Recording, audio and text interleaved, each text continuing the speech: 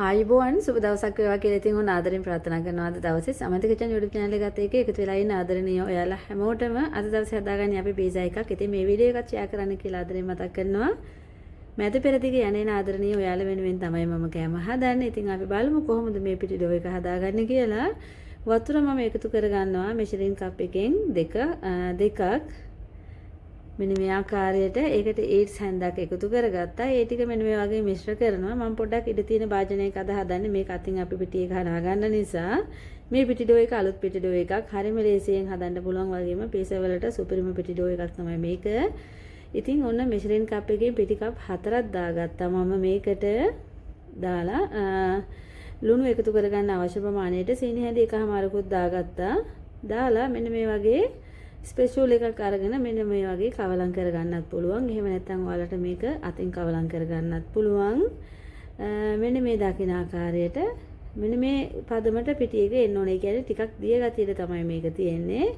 මෙතනදී මට වතුර මදි ගතියක් වගේ ආව. මම තව වතුර මේ සැහැඳි දෙක තුනක් එකතු කරගත්තා. මේක වෙනස් වෙන්නේ පිටි වර්ග අනුව තමයි එකින් එකට වෙනස් වෙනවා. ඉතින් ඒක නිසා අර වතුර ප්‍රමාණවල අඩු වැඩි වීමක් වෙන්න පුළුවන්. ඒක ප්‍රශ්නයක් කරගන්න එපා. ඔයාලා අතින් මෙන්න මේ විදිහට අනා ගන්න. මම අපි බලන්නේ මේ පිටියකට දාගෙන තියෙන්නේ ඊට්ස් වතුර ලුණු සීනි විතරයි. දැන් එකතු කරගන්නවා ඔලිව් තෙල් ටිකක් මේ විදිහට. ඒ කියන්නේ මේ සැහැඳි 4ක් 5ක් දාලා මේක හොඳට කවලම් කරගන්න ඕන.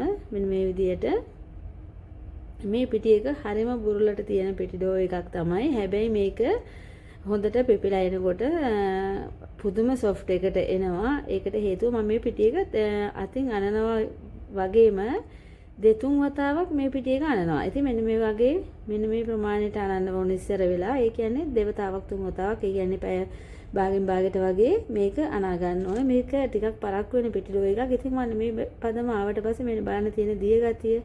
එතකොට ඔලිව් තෙල් ටිකක් අපි දාලා තියෙන නිසා අතේ වැඩිපුර ඇලෙන්නේ නැහැ. හැබැයි මම මේක වහලා තියෙන්න අරිනවා. මෙහි තියෙන රස්නෙට ඉක්මනට පෙපෙනවා. මෙන්න බලන්න දැන් ඒක පිපිලා තියෙන්නේ භාගයක් වගේ වෙන්න අපි හදාගත්තු භාජනයෙන්. ඔලිව් තෙල් චුට්ටක් අතට අරගෙන මෙන්න මේ වගේ ඇඟිලි තුඩු වලින් තවරගෙන මෙන්න මේ ආකාරයට පිටි එක ඔන්න අනා ගන්නවා දෙවෙනි වතාවට. පිටි එක අපි හැමතැනම පොඩි කරලා අනාගන්නේ නැහැ. මෙන්න මේ වගේ තමයි නවල ගන්නේ හැම පැත්ත. ඒ කියන්නේ වටේ තියෙනව නවල මැද පැත්තට ගන්නවා. මෙන්න මේ ආකාරයට. හරිද?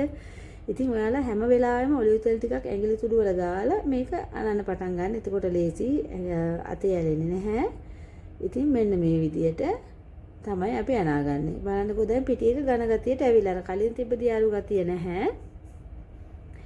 ඒ වෙනුවට මෙන්න මේ වගේ සාමාන්‍ය ඝන ගතියකට තියෙනවා. ඉතින් මේ පිටි ඩෝ එකකින් වැඩ කරන්න හරි ලේසි වගේම මේ පිටි ඩෝ එකකින් කෑම හදන්න මාර්ම රහයි. විශේෂයෙන්ම පීසා වලට නම් ඉතින් අය කියාපු පිටි ඩෝ එකක් තමයි මේක. ලංකාවේ ඉන්න කෙනෙකුට උනත් ඔන්න හදාගන්න කන්න පුළුවන්. පේනවනේ ඔයාලට මම පිටි එක කොහොමද හදාගත්තේ කියලා. දැන් ඉතින් ඔන්න පිටි එක ඇලෙන ගතියට එන්නේ නැහැ. දැන් අපි ආයේ මෙන්න මේ විදිහට මම මේ ඔක්කොම දිගටම එකම පැත්තට තමයි පිටි එක පෙරලගන්නේ. ඉතින් මෙන්න බලන්න මේ විදිහට දාලා මේක මම නැවතත් වහලා තියෙනවා.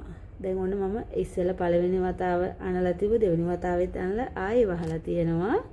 මෙන්න මේ ආකාරයට. එතකොට අපිට බලා ගන්න පුළුවන් පිටි එක පිපෙනකන් මේ සෝස් එක හදා ගන්නවා පීසා වලට. මම කියලා දෙන්නම් ඔයාලට කොහොමද හදන්නේ කියලා. මෙතන තියෙන තක්කාලි ලුණුයි තමයි මෙන්න මේ විදියට හොඳට දුණු තක්කාලි ලුණු ගෙඩියක් දාලා බ්ලෙන්ඩර් කරගත්තා. ඒක ඔලිව් තෙල් ටිකක් දාලා ඔන්න පෑන් එකක්ම ලිපේ තියා ගන්නවා.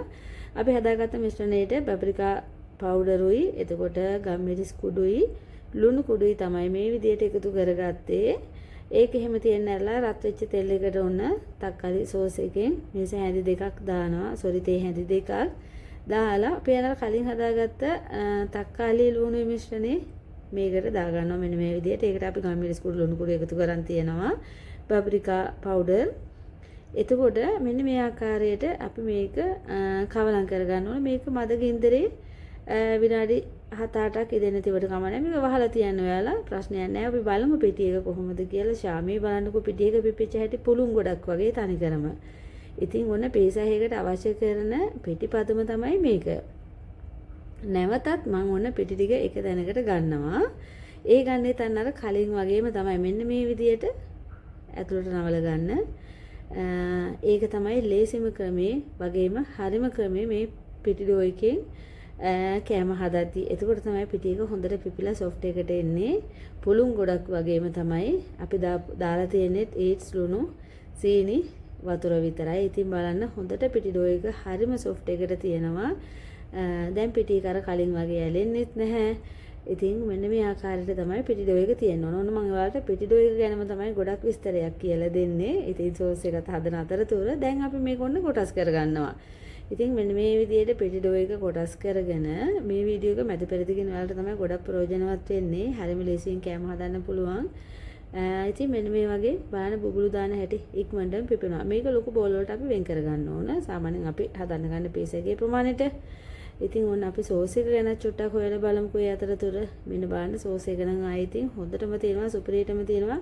කඩෙන් අරගෙන එන පීස් සෝස් එකට වැඩිය වටිනවා මේ පීස් සෝස් එක. හදලා කාලා බලන්න මාරම රහයි. ඔයාලට කැමති නම් මේකට සුදු ලුණු බිකක් එහෙම බ්ලෙන්ඩර් කරලා ගන්නත් පුළුවන්. විශේෂයෙන් මේකත් මතක් කරගන්න ඕන. ඉතින් ඔන්න බේකින් පේපර් එකක් දාලා අපි අවශ්‍ය කරන පිටි බෝලේ ඒ තැටියෙම තියලා පිපෙන්න ඇරිය තව පොඩි වෙලාවක් විනාඩි 5ක් 6ක්. ඊට පස්සේ උඩින් මෙන්න මේ වගේ පාන් පිටි ඉහලා මෙන්න මේ වගේ පීස් එකේ වටේ හදාගන්න. නියරක් වගේ වටේට හදලා ඊට පස්සේ තමයි අපි ඔන්න මැද ටික තුනිහි කරගන්න යන්නේ. එතකොට මේක හොඳට තියෙනවා, තුනිහි වෙලා එනවා. අර අපි කඩෙන් ගන්න පීස් එකක් වගේම තමයි මේක පේනවනේ වටේ. ඉතින් මේ තියෙන්නේ අපි හදාගත්ත පීසා සෝස් එක. බලන්නකෝ කොහොමද මේක මාරම සුවඳයි, පුදුම විදියට සුවඳයි. ඉතින් ඔයාලටත් උන හදලා බලන්න පුළුවන්. මෙන්න මේ විදියට.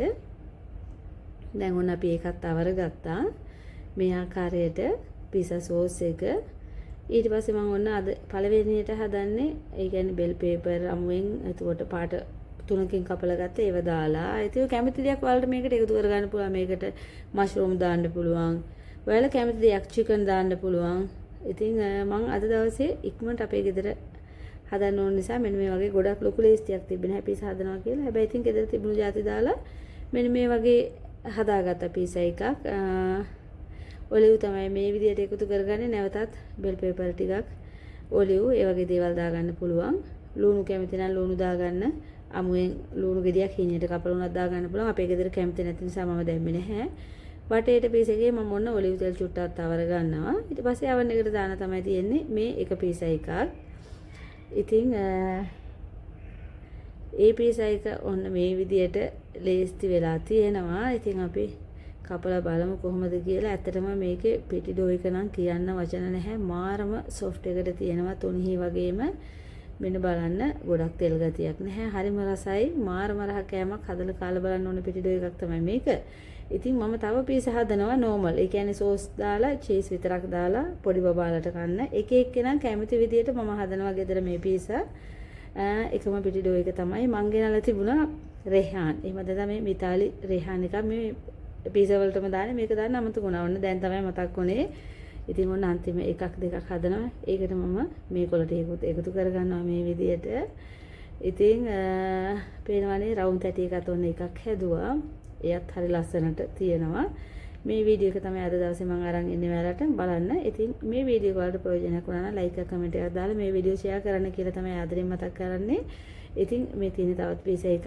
මේ වගේ පීසා ගොඩක් අපි හදාගත්තා. මම පීසා 5ක් විතර හැදුවා. ඔයාලත් හදලා කාලා බලන්න. හැමෝම නැවතත් අලුත් වීඩියෝ එකකින් හැමෝටම ජය